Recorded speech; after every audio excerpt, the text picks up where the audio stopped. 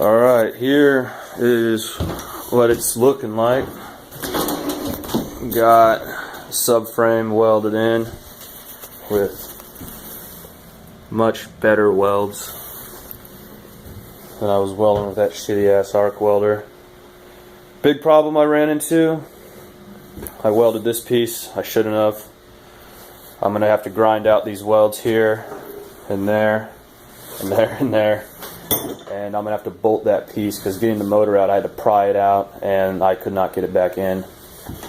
And yeah, so I'm just going to start grinding, get that piece off, and I'm going to go to the hardware store, get some bolts, and I'm going to start putting it all together.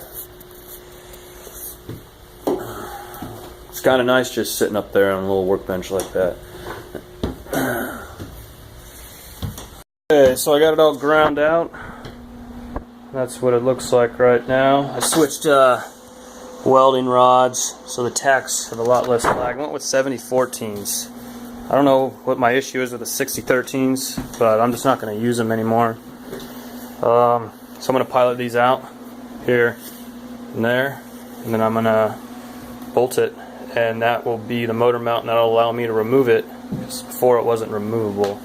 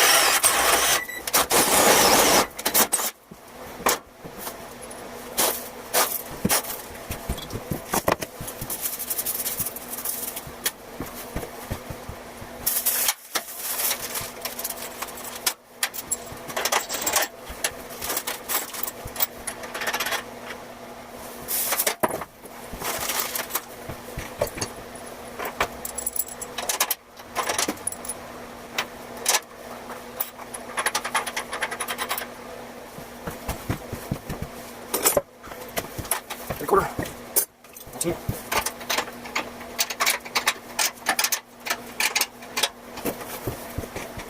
Bolts are a little long. Careful toes. I'll put those later since the bolt down now. Okay. One else.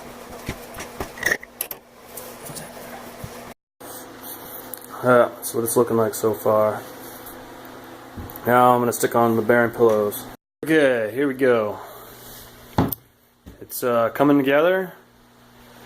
And I don't think I'm going to do a high-low range as much as I want to, for various reasons.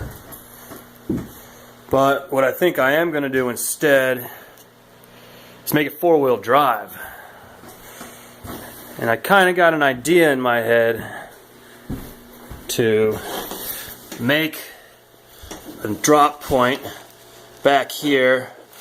So as you see, this sprocket's actually still in the frame, which is cool. So make that drop point and then run a belt front to back to 2 more shafts between here and the front, and then do drop straight down to an axle.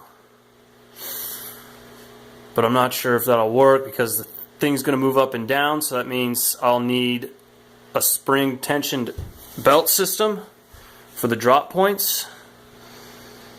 So the other way is just make another drop axle and then just run a belt straight to the axle instead of doing the drop points. The drop points might be a little more than I need, but if I do it right in the middle, the belts will be equal length. I can probably get about 60-inch belts, and that'll allow for a lot of movement back and forth. But anyways, I'm going to take a break and I'm just going to brainstorm ideas here.